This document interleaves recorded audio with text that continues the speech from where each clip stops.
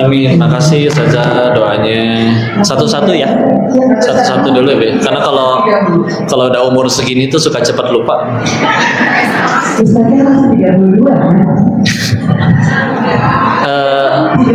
November ini 34. Nggak tahu sisanya berapa lagi. Ya. Yang penting husnul khotimah ya. Jadi kalau udah tua tuh cirinya 3, Bu. 1, cepat lupa. Yang kedua sama ketiganya saya lupa. Jadi udah istilah ya. Jadi gitu ya. Jadi tidak hanya kepada sang penanya yang mengalami iman naik turun semuanya. Yazid wa yamkus, bertambah dan berkurang. Walaupun ada tips apa yang bisa dilakukan atau juga bisa diamalkan atau yang Koko sendiri amalkan ya. Kalau Koko pribadi yang umum dulu deh. 1, minta tolong sama Allah. Karena kadang kita suka lupa minta tolong sama Allah. Contoh bangun tahajud aja. Pernah ada yang nanya, kok gimana cara bangun tahajud? Saya udah pasang alarm 3. Dibalik tanya waktu itu, udah minta tolong ke Allah belum? Gimana maksudnya? Beres sholat isya, selipin di antara semua doa kita, ya Allah nanti malam bangunin hamba tahajud ya Allah. Kalau udah Allah yang bangunin, meskipun gak pakai alarm, gampang dibikin pengen pipis, digigit nyamuk, atau digigit singa. Ya siapa tahu miara singa. Kayak Irfan Hakim kan miara singa. Atau gempa, tsunami pasti bangun. Ya tapi nggak sholat sih ya. Minta tolong. Ada doa-doanya kayak ya muqallibal qulub tsabbit qalbi ala dinik. Atau juga surat ketiga Ali Imran ayat 8. Rabbana la tuzigh qulubana ba'da idh hadaitana wa hab lana min ladunka rahmah innaka antal wahhab. Ya Allah, berikan kami istiqomah pada kebaikan ini setelah Engkau berikan kami petunjuk, agar jangan kembali kepada dulu sebelum dapat petunjuk ya. Tapi kalau kau pribadi ingat dosa sih. Jadi kau kadang punten ya, suka ngalamun sendiri. Ya Allah, ini ibu-ibu, bapak-bapak pada bisa ke surga nggak ya? Meskipun mungkin ada yang zuhurnya 2:30, asarnya 5:30, subuhnya 9:30, sekalian duha.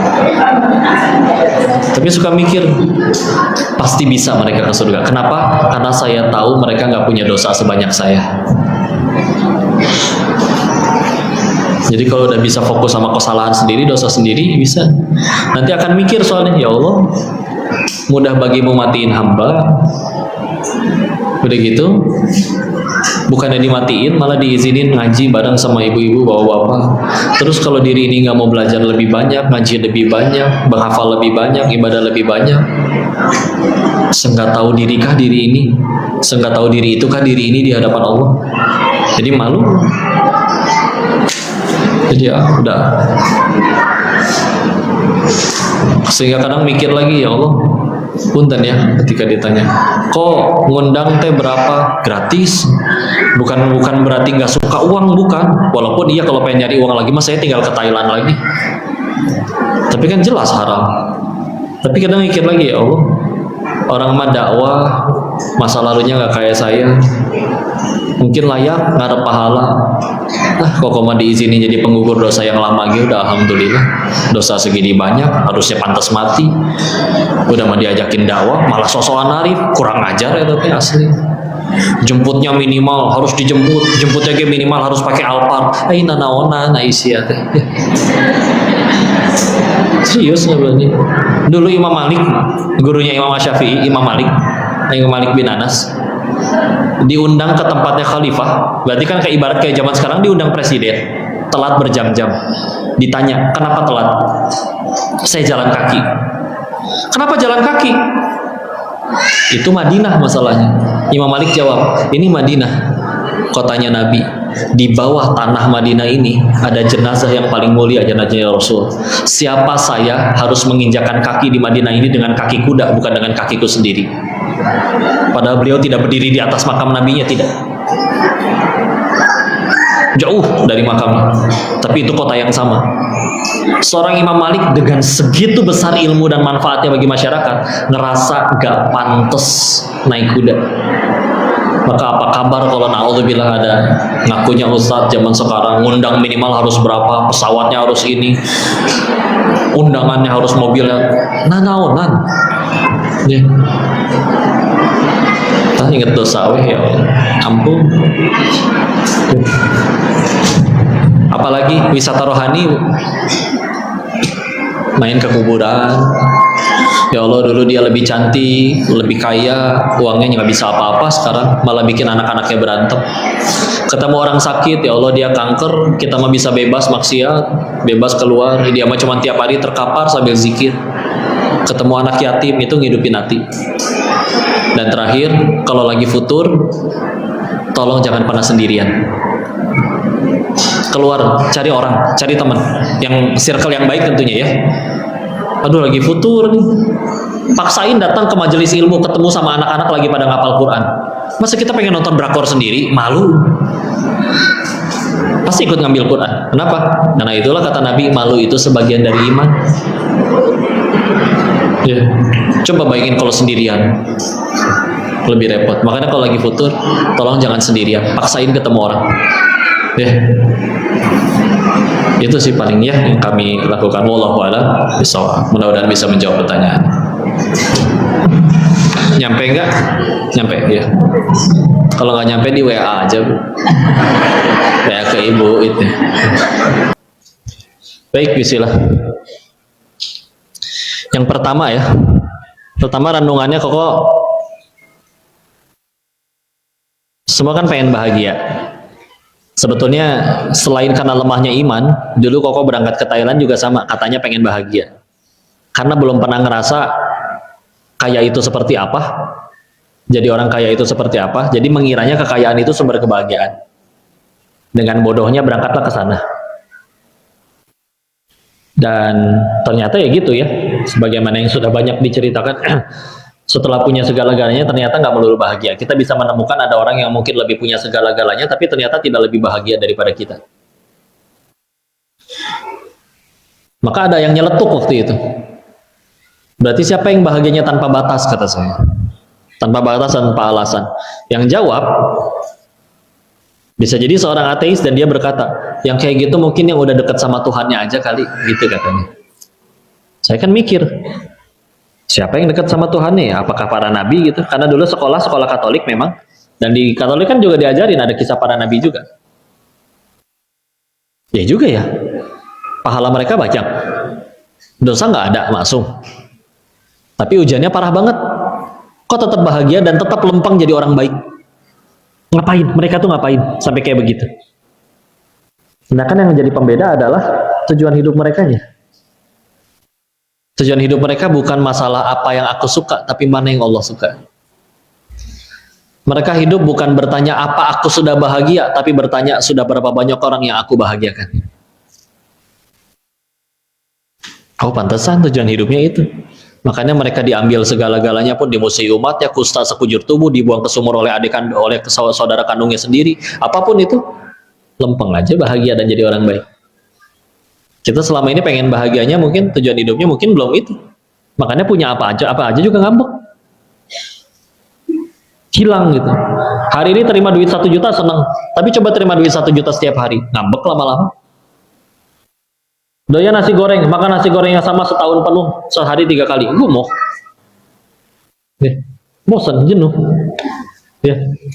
Sehingga akhirnya, oh itu dia ya, salah satu cara bahagia. Tadi mengubah sudut pandangnya. Jadi nikmat atau bahagia itu apapun yang membuat kita tambah dekat sama Allah. Musibah adalah apapun yang membuat kita tambah jauh dari Allah.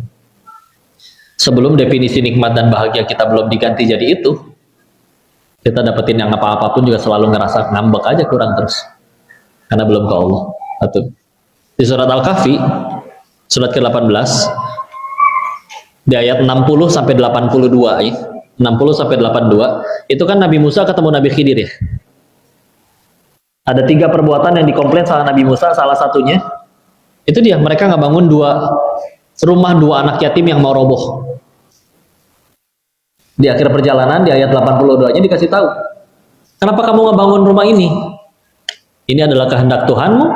Dan dijawab lagi, wa kana abuhuma sholihan. Ya kalau diterjemahin secara kata, karena ayahnya soleh. Tapi di tafsir Al-Azharnya Buya Hamka, beliau memilih menerjemahkannya karena orang tuanya soleh. Apa andil kita buat anak-anak itu sih? Kita yang bikin tangan dan kakinya gitu, atau sekedar alisnya? Jangankan gambar, jangankan bikin orang, gambar orang juga kita jelek. Tapi kabar baiknya, anak kita punya Allah. Tugas kita melayakan diri kita di hadapan pencipta anak. Pengen anak hafal Quran, kita duluan ngapal. Pasti kalah tuh, kok anak kecil mah belum pikirin apa-apa, kita mah mikirin token, mikirin cicilan. Seenggaknya kita nggak cuma nyuruh, tapi juga ngamalin. Maka lihatlah di ayat yang tadi ya. Bu, Pak, kita bangun rumah, siapa yang bangun? Tukang. 2 anak yatim ini rumahnya mau roboh, siapa yang bangun? Allah utus 2 orang nabi untuk jadi tukangnya. Karena apa? Karena satu alasan, orang tuanya soleh. Bahkan kalau kalian baca tafsirnya tidak diceritakan anaknya soleh juga. Bahkan ada riwayat tafsir yang menjelaskan bahwa yang soleh bukan bapak kandungnya, tapi bapaknya punya bapak lagi, punya bapak lagi, punya bapak lagi, terus 7 turunan ke atas. Tapi kalau Allah sudah ridho dengan uyutnya istilahnya, kalau jaga rumahnya mau roboh, diutus 2 nabi buat jadi tukangnya. Belum bisa apa-apa, ini anak yatim 2. Kita melayakan diri atau tidak? Ya. Nanti bicara parenting ada ilmunya dalam Islam. 2 pilar utamanya adalah 1 doa, 2 keteladanan. 1 doa, 2 keteladanan. Ini bisa 2 jam lagi dijelasin nih. Tapi kalau 2 itu udah dipegang, sisanya teknis. Ayo doain. Dan ayo berikan teladan yang baik. Apalagi teladan, karena orang anak makin gede, makin ngelihat. Setiap kali ada yang nasehatin anak-anak, anak ini makin gede, anak tuh mikir, ini orang pantas nggak saya dengar nasihatnya? Siapa sih dia? Punya apa? Karyanya apa? Kebaikannya apa? Tapi kalau ada orang yang benar-benar keren, teladan, sebagaimana Nabi berdakwah, Nabi kadang ngomong sedikit kena di hati pendengar. Kenapa? Keren beliau. Gini, ada ucapan dari Jack Ma, pendiri Alibaba. Memang dia bukan Muslim, tapi tokoh besar di Cina, salah satu orang terkaya di Cina. Dia pernah bilang kayak begini, orang kalau udah sukses, Bu, kentut juga dianggap kata mutiara. Tapi kalau belum jadi apa-apa, ngucap seindah apapun dianggap kentut. Islam gimana nyikapinnya? Alhamdulillah surga kita nggak di mulut orang. Tapi ternyata betul, yang bikin suksesnya dakwah Nabi adalah beliau punya reputasi. Beliau udah terlahir sebagai orang yang keren, fisiknya bagus. Sebelum jadi Rasul juga orang kalau ada urusan repot, sulit, cari Muhammad, dia bisa nyelesain. Dan dia orang yang paling dipercaya. Reputasinya udah bagus loh. Ya. Nah, ketika orang yang mengagumkan seperti itu ngasih nasihat, layak dikagumi beliau itu. Makanya ayo jadi orang tua yang mengagumkan. Kadang kan kita mah, saya nyuruh anak saya sholat kok. Nah, sholat. Anaknya jawab, mama sendiri juga belum sholat. Nanggung tahu deh 2 episode lagi. Gitu kadang kita. Ya bismillah ya, sisanya teknis. Doa dan keteladannya bismillah. Mudah-mudahan nanti sempat kita bahas ya. Tapi bismillah, sibuk melayakan diri di hadapan pencipta anak. Karena kurikulumnya sama, Bu. Kalau memang apa yang ada di Al-Quran, Al-Fatihah sampai Anas gak cukup buat jadi pegangan, mudah bagi Allah untuk bikin ada Quran yang baru. Atau ada surat lagi setelah Anas. Tidak ada kan? Karena cukup. Atau kalau memang petunjuk dari Rasul gak cukup buat sampai jadi pegangan kita sampai kiamat, mudah bagi Allah membuat Rasul masih hidup sampai hari ini. Atau ngebuat ada Rasul lagi setelah beliau. Tidak ada kan? Karena petunjuk dari Rasul cukup buat jadi pegangan kita. Tinggal kita mau ngikut atau enggak. Nih, perkara minum sambil duduk aja, ada orang yang baru mau minum sambil duduk, itu setelah baca penelitian profesor di Jepang. Nanti ginjalnya begini dan begitu. Nabi udah lakuin itu 14 abad yang lalu, kita nggak mau nurut. Gitu kita mah kadang, ya. Maka alhamdulillah petunjuknya sama. Fundamentalnya sama. Zamannya ia berubah. Tapi sekali lagi, selagi benar-benar kurikulumnya sama, sebagaimana yang diajarkan Rasul dan para pengikutnya, bismillah. Allah nanti yang jaga kita ya. Wallahu a'lam bishawab. Baik, istilah kita tundukkan hati dan kepala kita sejenak ya. Kita tutup dulu dengan doa. Silakan yang punya hajat masing-masing disuarakan dalam hati. Ingatlah doa itu pilihannya cuma 3. 1 dikabul. Kalau belum dikabul gimana? Yang kedua digagalkan dari musibah. Harusnya kepleset nggak jadi ya. Kok masih kena musibah gimana? Berarti yang ketiga digugurkan dosa-dosanya. Jadi selagi doanya baik pilihannya cuma 3 itu ya. A'udzubillahi minasyaitonirrajim. Bismillahirrahmanirrahim. Allahumma shalli ala sayyidina wa habibina wa syafiina wa maulana Muhammad. Wassalim radhiyallahu tabaraka wa ta'ala an kulli sahabati Rasulillahi ajma'in. Bismillahirrahmanirrahim. Hamdan syakirin, hamdan na'imin, hamdan yuwafi ni'amahu wa yukafi mazidah. Ya Rabbana lakal hamdu kama yanbaghi li jalali wajhikal karim wa atimi sultanik. Allahumma shalli ala sayyidina Muhammad wa ala ali sayyidina Muhammad. Allahumma ighfir lil muslimina wal muslimat wal mu'minina wal mu'minat al ahya'i minhum wal amwat. Allahumma ighfir lana wa liwalidina warhamhum kama rabbawna shighara. Ya muqallibal qulub tsabbit qulubana ala dinik. Allahumma a'inna ala dzikrika wa syukrika wa husni ibadatik. Ya Allah, berkahilah majelis ini ya Allah. Ajarkan ilmu yang bermanfaat saja bagi kami ya Allah. Jadikan sisa usia kami hanya mengejar ridho-Mu saja ya Allah. Jadikan setiap malam kami sanggup sujud bertahajud menyembah-Mu ya Allah. Ya Allah, kami titip orang-orang yang kami sayang ya Allah. Pasangan, anak-anak, orang tua, jaga mereka ya Allah. Tidak mungkin kami bisa 24 jam membersamai mereka ya Allah.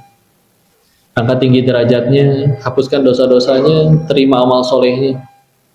Dekatkan dengan orang-orang yang baik, karir, masa depan, rezeki yang barokah. Jauhkan dari hal-hal yang buruk, jauhkan dari orang yang berniat buruk, dan gagalkan setiap kali kami akan bermaksiat ya Allah. Anugerahkan kepada kami keturunan yang solih solihah, yang habis-habidun. Rabbi habli minas solihin, Rabbi habli min ladunka dzurriyyatan thayyibatan innaka sami'ud du'a. Rabbi la tadharni fardan wa anta khairul warithin.